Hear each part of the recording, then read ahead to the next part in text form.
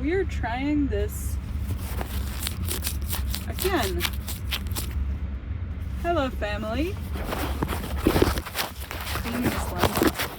I just got off work, and you guys, can I just be done with work this week? Does anybody else feel that way right now? That's how I feel. And today was yet another day where I feel grateful for the colleagues that I have. I'm in that adjustment zone where you're working with new people, no one knows you, you don't know them, and you can like just feel that people just don't know you because of the fact that, I don't know, just the way they treat you. But it's not like they're treating you bad. It's like they're treating you like they're getting to know you, and they don't know. It's like in healthcare, you have to earn the trust with your colleagues. I think that's appropriate, but it's definitely the feels right now. It's heavy. Today felt really heavy. I was working with a couple people that I work with just here and there, and nothing wrong with that, but sometimes you just gotta get to know people. And I also learned that there are some personalities in the place that I work that you just gotta recognize that it's not personal. And some people just have a way of talking that just sometimes feels, I don't know, annoyed isn't the right word, but like almost like get to the point but you didn't even say anything yet. If that makes sense. But I think there was just a lot of stress that we were all under today because we didn't get breaks. Thankfully somebody came in later, like much later than we should have been getting breaks, so we could leave the floor and eat. But honestly, sometimes when you let me know what you think too, like if you're in healthcare or if you work jobs where you don't get like proper breaks, do you feel like you didn't get a break at all if you don't get a break at a certain time? Because that's how I feel. I don't even want to go on break, or I don't want to say that I went on break if I actually had to wait until super late in the day. I've already suffered all day without one, like, and now you want to give me a break? It's at that point I just would rather not take one and just push through, because I want to be paid for the lack of breaks that I got throughout my shift, to stay in a good headspace, to stay in a place that makes me feel like I can practice at the best and at the top of my license. This is the reality of nursing, you guys, is sometimes you'll be taking care of people in critical condition and you won't even get a break because there's not enough staff. So that's a big issue at many facilities, and I hate to say it, but I haven't worked one place that hasn't encountered that here and there. And what it looks like in the ICU is the charge nurse taking patients, and then you have the charge nurse taking patients and not as much help as maybe you would if they didn't have patients, I suppose, because they can't play that supporting role where they're kind of having your back and looking at things, having time to look through the charts and stuff. There's a lot going on. But I also took my patient to CT scan for the first time since being on my own.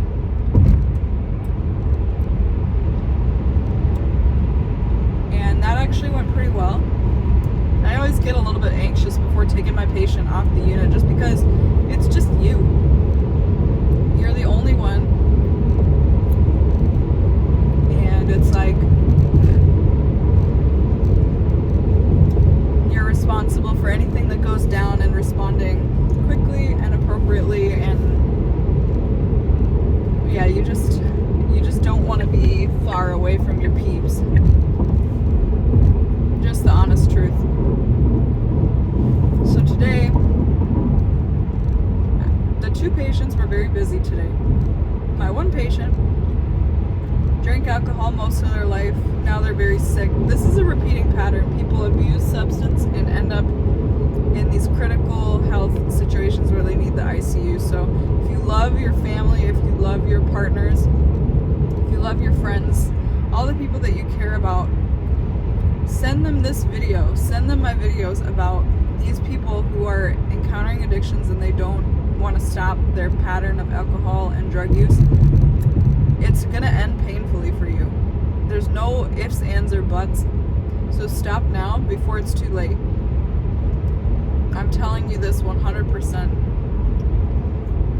My patient today, he was, he was very nice, but he was one of those people that's like stubborn in their life. Like some people are just, they live life on their own terms, but at the expense of other people. And unfortunately, we see a lot of that in the hospital population, where patients will come in and their family is so loving, their family cares a lot, but the patient, unfortunately, is either addicted or doesn't care. And maybe it's a combination of both. But they are basically, I think addiction, whether or not somebody can help it, I say this out of like, if it's possible to say this with empathy, I am saying it with empathy, because I was addicted to food as a coping mechanism for 11 years. I had an eating disorder, and I know a little bit about what it's like to be addicted to a certain behavior. So I have understanding. However, I think that some people, they don't try hard enough to kick it. They don't even try rehab. This one patient, case in point, he went to the doctor 10 years ago? Family said after he went to the doctor said, stop drinking alcohol, you're gonna, have a lot of problems with your liver. And the patient, what did the patient do? He didn't stop drinking alcohol, he stopped going to the doctor because he didn't like what the doctor said. And now he's in the ICU. Every system is struggling. The liver, the kidneys, the heart. Everything is falling apart. And they're pumping him full of everything, just to support his life. And he still wants to be alive. It's like, dude, your organs are so damaged at this point. You just want to go back in time and show people a video of themselves in the future and say, do you want this?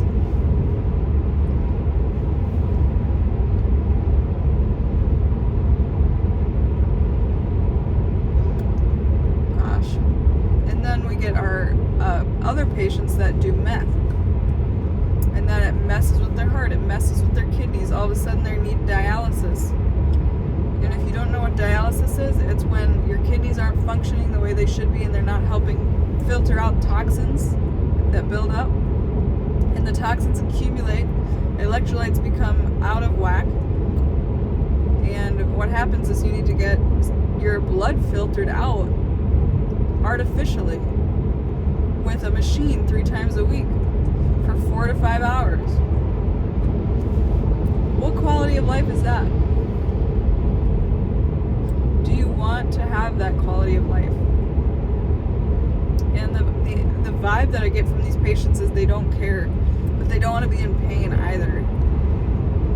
So it's like, I'm learning over and over again, it's like, I think people, there's some sort of pain people are trying to escape with these things that they're addicted to, the things that they choose.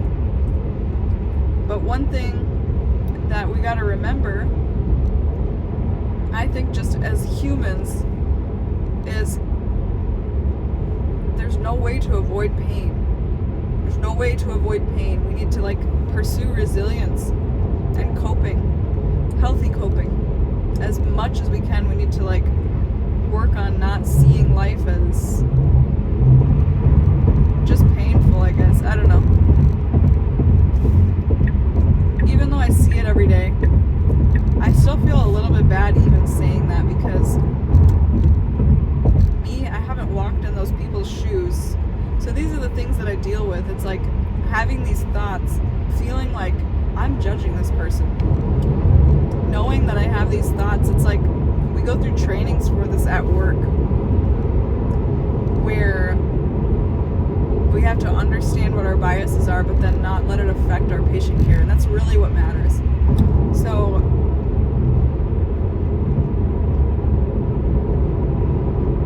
that's what I'll be checking myself on.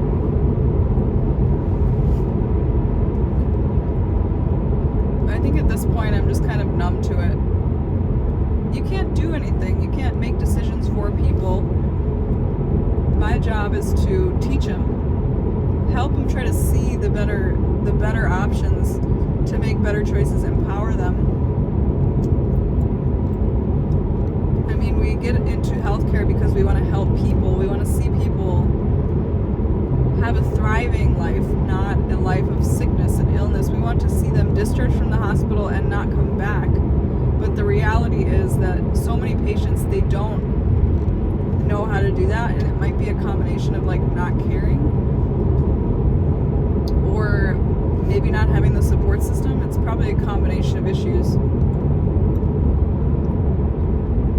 But it's always so refreshing just to kind of say that this does happen, when sometimes a patient will come in and they will get a real scare, and you can tell by the way that they start asking questions and the way that their family and their conversations are going that they do care and they're actually taking it really seriously. And whenever I see a patient doing that, I thank God so much for that, and I just make sure to tell the patient, I'm like, hey, look, I'm really proud of you, because you are actually doing what a lot of people won't do. And a lot of this is like with diabetes stuff. The patient will come in for like super high blood sugar or issues with, you know, what have you, and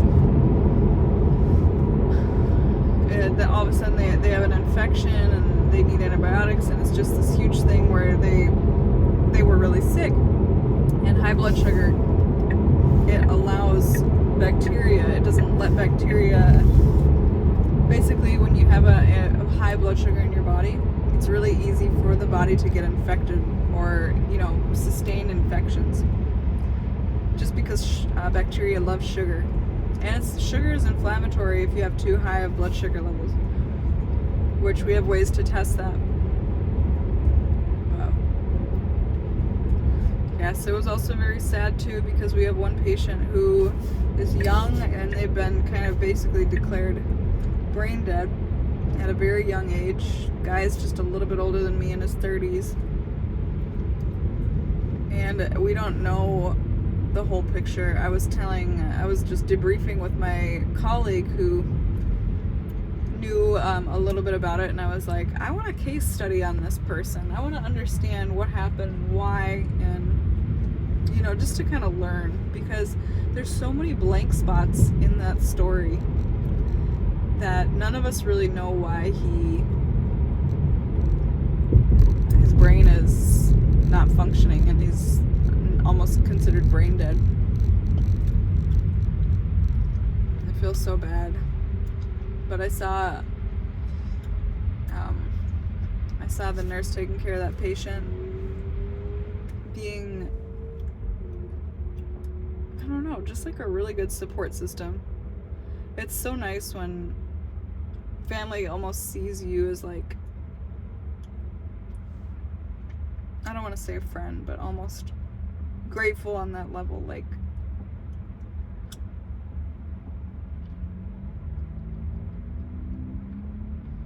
I'm tired. I'm so tired. I'm gonna go home and probably pass out so fast. And then I gotta come back tomorrow.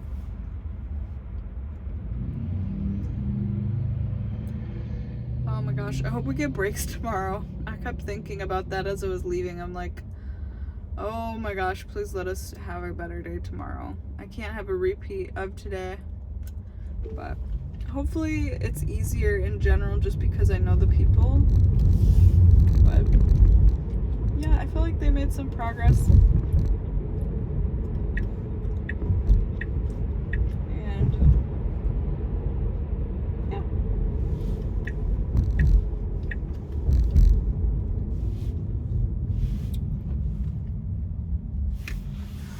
When's the last time you didn't get a break? Is this happening often to you guys? I feel like it's happening often to us. Like, it just happened like a few weeks ago. But I don't understand how that's sustainable. I mean, no breaks in the ICU and you need to use your brain and make sure you're on top of everything. I don't like that. Anyway. sometimes it just goes like that and there's nothing you can really do.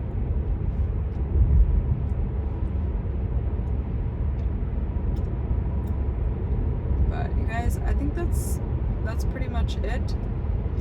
Subscribe, join us if you like faith-based, health-based content that helps you grow spiritually, mentally, and physically. I've got a gut health course. If you have gut health issues, I'm running a new price that you guys are going to love, so check that out. Link below, link in my profile. If you're struggling with digestive issues that you need help to solve, I want to support you with that leaky gut course. It's called Restore My Gut Health. It's going to take you start to finish, what you need to do step by step, the whole way, nutrition, lifestyle, supplements if you want them.